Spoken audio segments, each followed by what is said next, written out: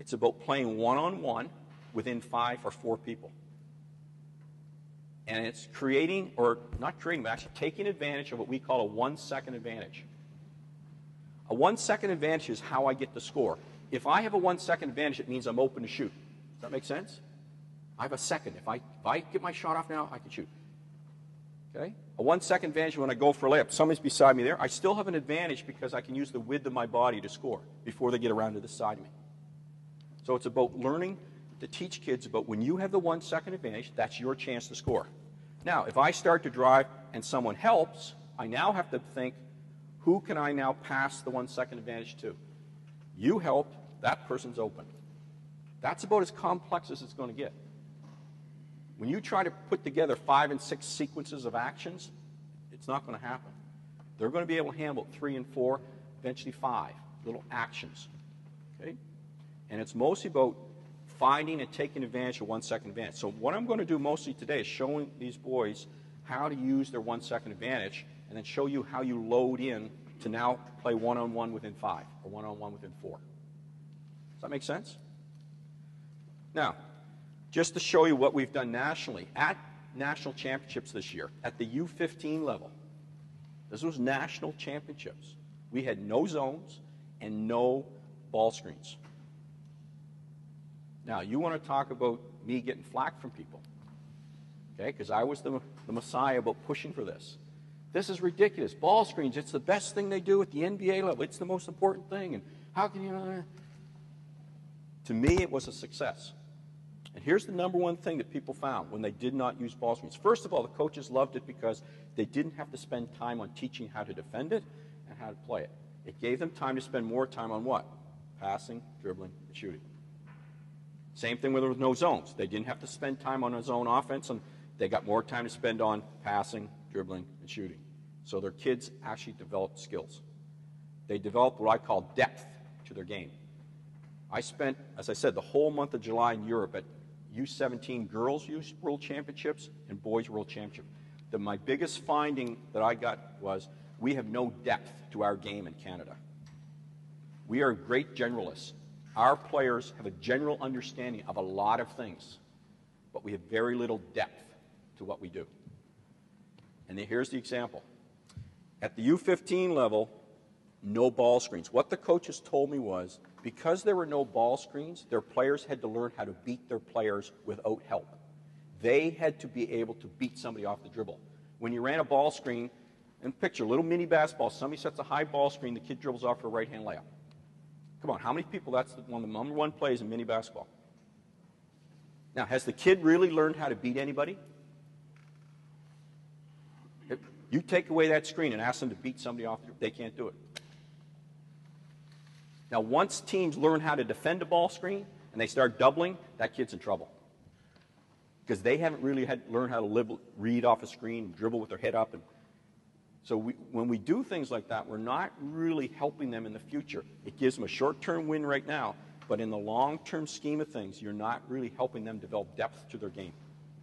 So that was the big thing. Every one of their kids, they said, had to learn how to beat people off the dribble with their left and right hands without use of a screen. And it really helped their kids get better. Jump to the U17s who were allowed to use ball screens. Now here's where the no depth comes in. So every U17 game that occurred, every time a ball screen happened, I wrote down what happened in the ball screen.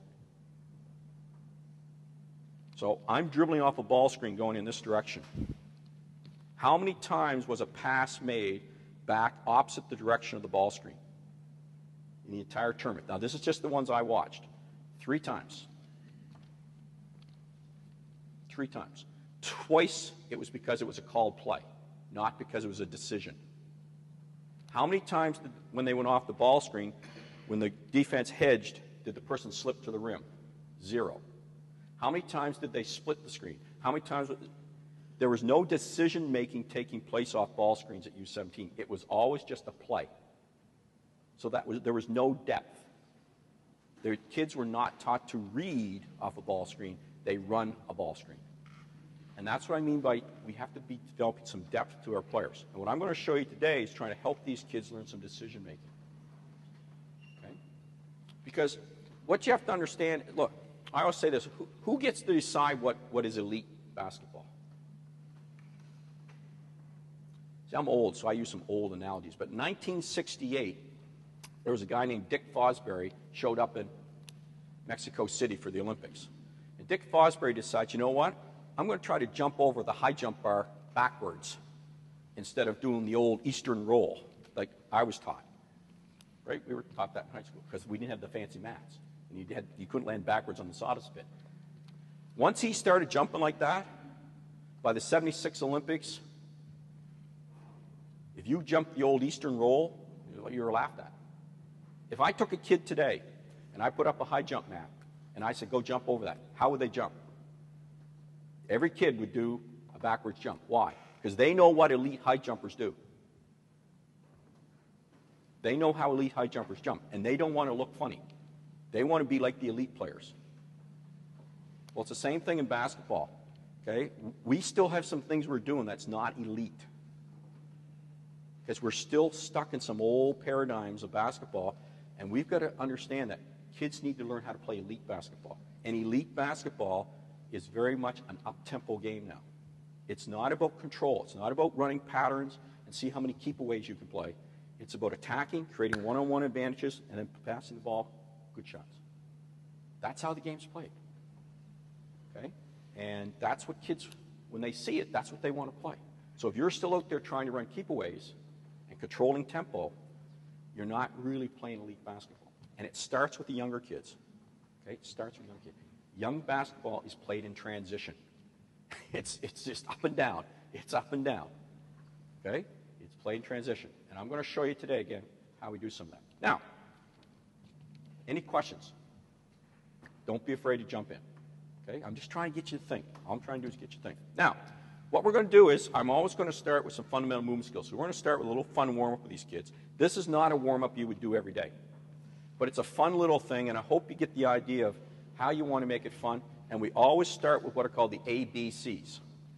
A stands for agility, B is balance, C is coordination, and S on the end of it is speed. Somewhere in your warm-up, always get some agility, balance, coordination, speed. Those things are very important. If they don't have those things, their basketball is not going to work well.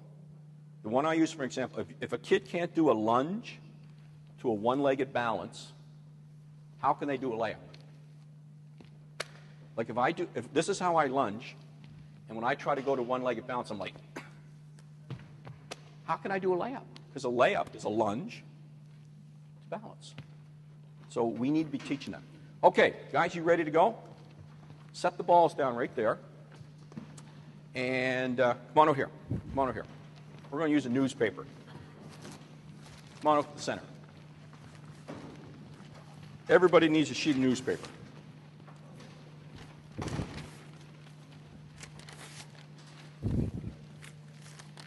We got some new guys, I see.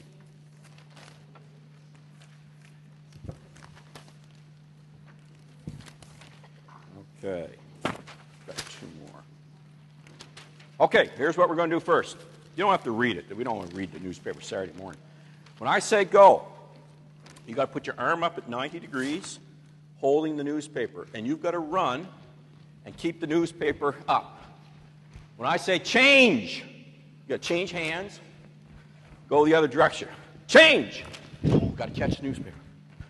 But you also have to be keeping your eyes up. Why? What's my safety concern in this activity? What safety thing am I concerned about when you're running around? Why do you have to keep your head up? What might happen if we're not keeping your head up? Yeah, you'll run into other people. So it's always important at this age, ask what your safety concern is. They'll know. Just ask them. You guys ready? Let's just stay on this side of the gym to make it smaller space. Ready? Go. Keep that paper up. Watch the smiles on the faces. Change. Change. Change. And stop. Now, hold up. If I had said, okay, everybody run 3 laps, would they be able to hee-hee laughing? And would they? No.